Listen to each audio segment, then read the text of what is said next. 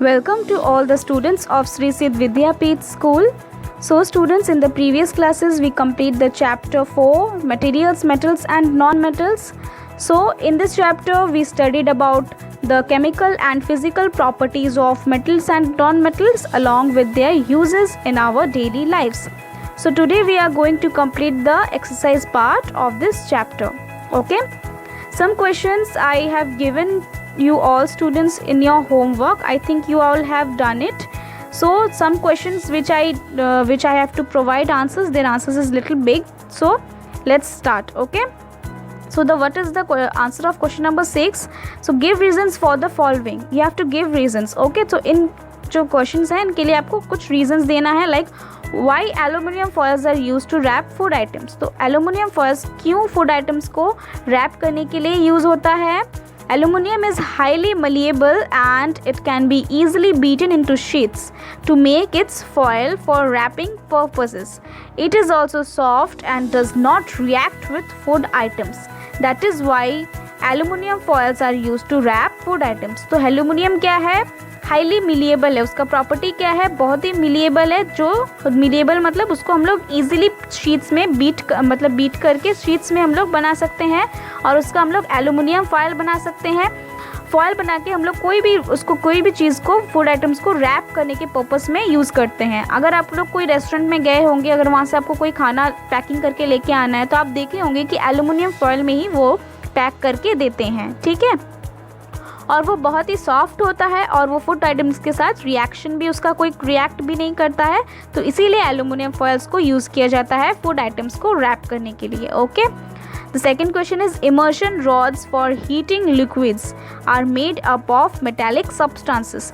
तो जो immersion rods जो हैं, जो हम लोग लिक्विड्स पानी गर्म करने के लिए कुछ इमर्शन रॉड्स आजकल नए मार्केट में आए हैं, तो वो मेटालिक सब्सटेंसेस से क्यों बने हुए होते हैं.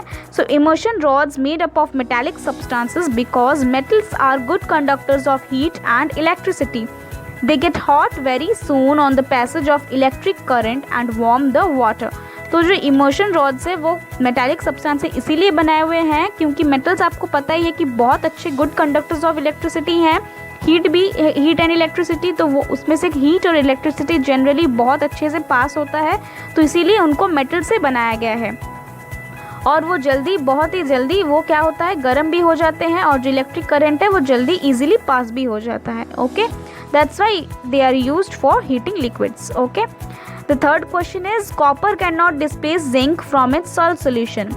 सो कॉपर क्यों जिंक को सॉल्ट सोल्यूशन से डिस्प्लेस नहीं कर सकता, because copper is less reactive than zinc, so it can not displace zinc from its solution. Okay, the fourth question is sodium and potassium are stored in kerosene. तो sodium और potassium को क्यों kerosene में store किया जाता है. Sodium and potassium are highly reactive metals which readily reacts with atmospheric oxygen to catch fire.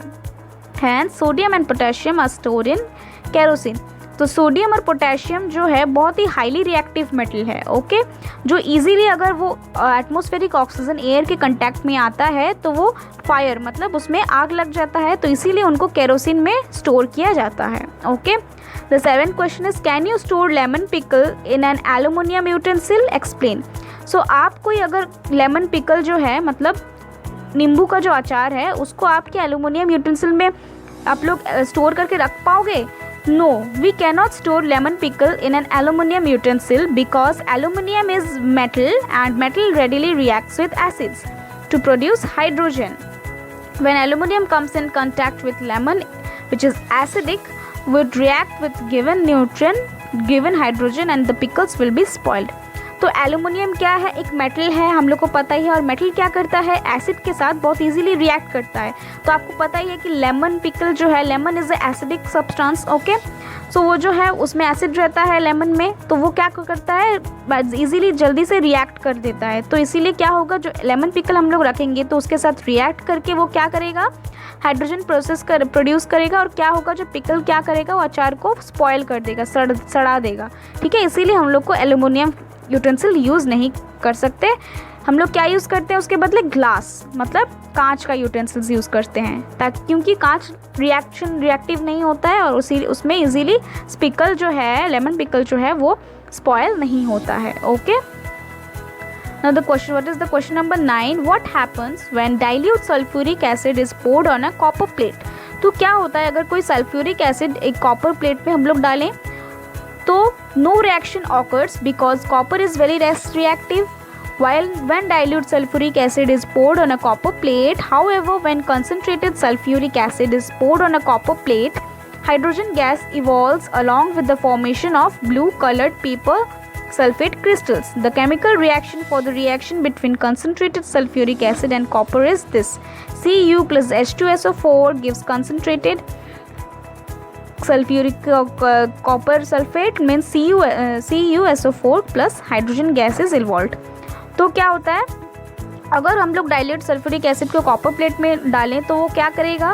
Copper आपको पता है कि बहुत कोई रिएक्शन टेक्स प्लेस नहीं करेगा क्योंकि कॉपर बहुत ही लेस रिएक्टिव मेटल है. ओके और जो अगर वो पोर करेंगे तो वो क्या होगा, हाइड्रोजन गैस इवॉल्व करेगा और कॉपर को डिस्प्लेस कर देगा.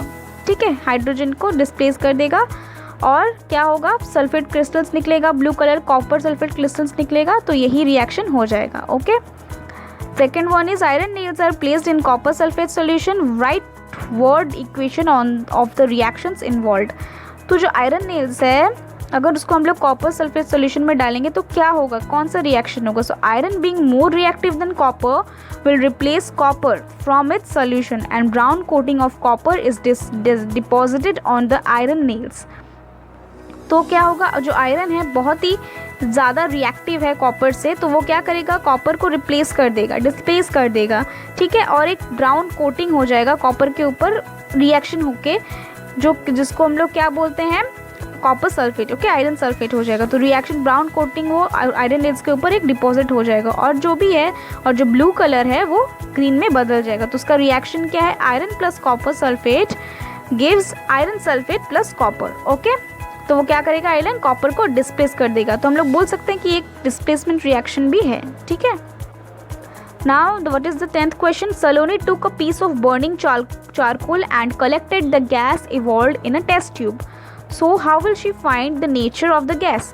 So, सलोनी के पास एक बर्निंग चारकोल है, कोयला जो है वो बर्न हो रहा है. तो वहाँ से कुछ गैस कलेक्ट करके उसने टेस्ट ट्यूब में भर दिया. ठीक है, तो वो क्या होगा, कैसे वो क्या गैस में कौन सा नेचर, वो कौन सा चेंज उस गैस में पाएगी.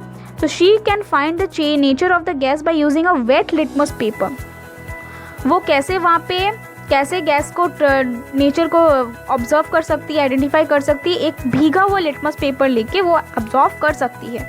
Like after bringing the litmus paper in contact with the gas, if it turns the blue litmus paper into red, it is acidic in nature. Similarly, if it turns the red litmus into blue, it is basic.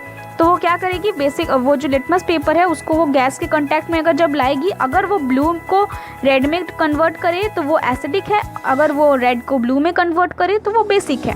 Okay, the second question is write down equation of the all reactions taking place in this process. तो इस process से कौन कौन से reactions takes place हो सकते हैं, जैसे कि carbon when reacts with oxygen gives carbon dioxide, and when carbon dioxide further reacts with lime water turns into milky. Okay, so the 11th question is, one day Rita went to a jewelry shop with her mother.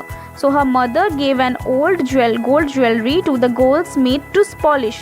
Next day when they brought the jewelry back, they found that there was a slight loss in its weight. So can you suggest a reason for the loss in weight?